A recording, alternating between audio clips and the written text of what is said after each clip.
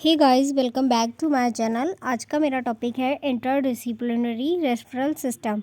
क्या होता है इंटरडिसिप्लिनरी रेफरल सिस्टम? मतलब कि इसका मतलब होता है कि आप कोई भी पैथी से मेडिकेशन ले रहे हैं और उस मेडिकेशन से आपको रिलीफ नहीं मिल रहा है, तो आप इंटरडिसिप्लिनरी रेफरल सिस्टम को अप्लाई करेंगे। ठीक है, तो ये हमारा टॉपिक है कम्युनिटी हेल्थ नर्सिंग सेकेंड का, और ये मोस्ट इम्पॉर्टेंट टॉपिक है और अच्छा आता है और वेरी इजी टॉपिक है। इंटरडिसिप्लिनरी सिस्टम तो पढ़ते हैं क्या होता है, इंटरडिसिप्लिनरी सिस्टम क्या होता है। ठीक है, when a patient cannot be treated, neither properly diagnostic, not satisfied with a particular pathy, then he can be referred to another type of therapy for needful। क्या है, when a patient, कोई भी patient है वो treated नहीं हो पा रहा है प्रॉपरली डायग्नोस लेके, not satisfied with a particular pathy, मतलब कि अगर वो आयुर्वेदिक दवाई ले रहा है या एलोपैथिक ले रहा है, उससे क्या है, वो उसकी बीमारी है वो ठीक नहीं हो पा रही है, वो प्रॉपर दवाई ले रहा है पर उसको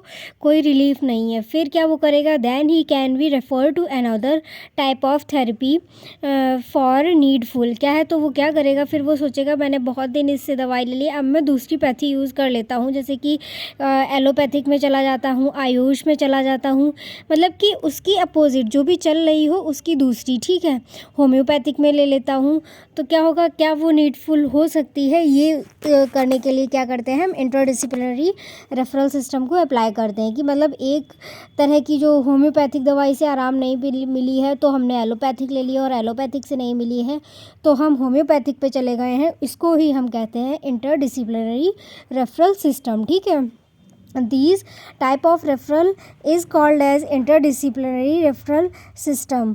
It is a very common in our country where patients shifted allopathy to Ayush. क्या है, इसी रेफरल सिस्टम को हम बोलते हैं इंटरडिसिप्लिनरी रेफरल सिस्टम। ठीक है, और ये वेरी कॉमन होता है हमारी कंट्री में। अगर कोई भी पेशेंट है वो शिफ्ट करना चाहता है एलोपैथिक से आयुष में तो वो कर सकता है। ठीक है, कुछ नीड ऑफ अर्जेंट रेफरल्स होते हैं, जैसे कि हाइपर पायरेक्सिया की कंडीशन में, मतलब कि लोगों को लगता है कि ठीक है कर लेते हैं।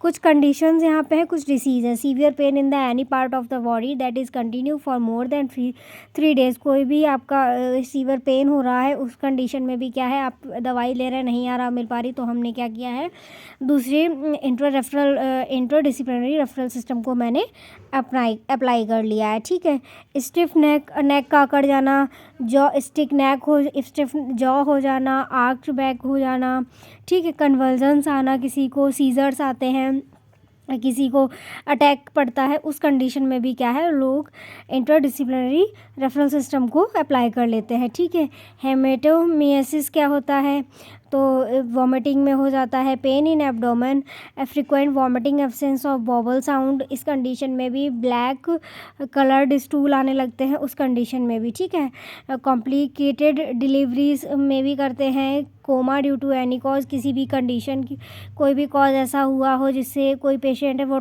मतलब कोमा में चला गया हो, उस कंडीशन में भी हम अपना जो पैथी है वो चेंज कर सकते हैं। ठीक है, सीवियर डायरिया की कंडीशन, डिहाइड्रेशन या साइनोसिस की भी करते हैं, retained of urine from more than 18 hour to 24 hour, chest pain, multiple trauma, poisonous condition, if any fatal और लाइफ थ्रेटनिंग कंडीशन में भी हम क्या करते हैं, इंटरडिसिप्लिनरी रेफरल सिस्टम का हम यूज़ करते हैं कि जिससे क्या हो सके कि शायद है कि हमको रिलीफ मिल सके।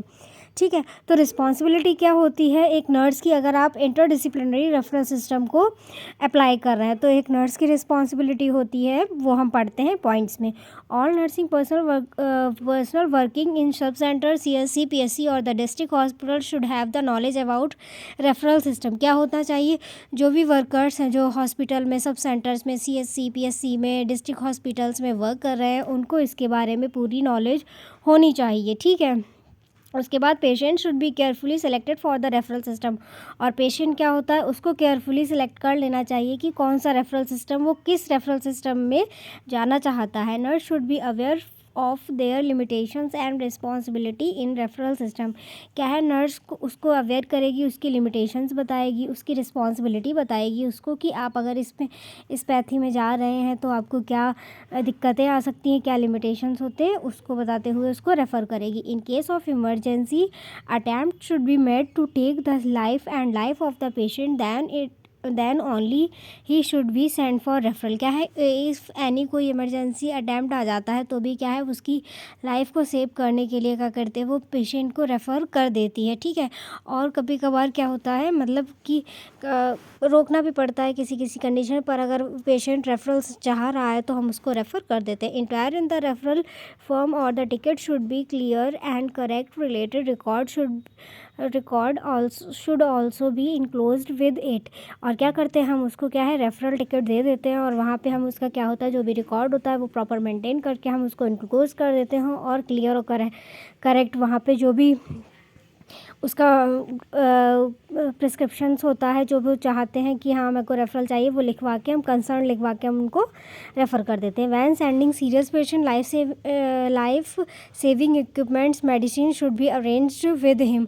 अगर हम उसको रेफ़र कर रहे हैं किसी और भी पैथी में तो क्या है, हमारा ये मतलब कि रिस्पॉन्सिबिलिटी है कि हम क्या है, उसकी लाइफ को सेव करते हुए हम उसको जहाँ भी वो रेफ़र कर रहे हैं हम उसको प्रॉपर एक एम्बुलेंस के द्वारा रेफ़र करें। जो भी उसके इक्विपमेंट्स की ज़रूरत है उस टाइम, उसके अगर ऑक्सीजन लगी है तो हम उसको ऑक्सीजन लगा के भेजें। कुछ मेडिसिन्स होती हैं जो इमरजेंसी पिल्स होते हैं, वो भी हम उसके साथ में कैरी करवा के भेजें कि कोई भी कंडीशन अगर होती है तो हम उसको तुरंत की तुरंत वहाँ पे ट्रीट कर सकते हैं। ठीक है, as for as possible nurse should accompany the patient will sending for him referral. और क्या है, एक पेशेंट को उसके साथ भी रेफरल के टाइम पे एक नर्स को उसके साथ भी जाना चाहिए पेशेंट के साथ में, जिससे क्या हो सके, अगर कोई भी कंडीशन अगर हो तो वो उसको वहाँ पे क्योर कर सके, कुछ हद तक थोड़ा सा रिलीफ दिला सके।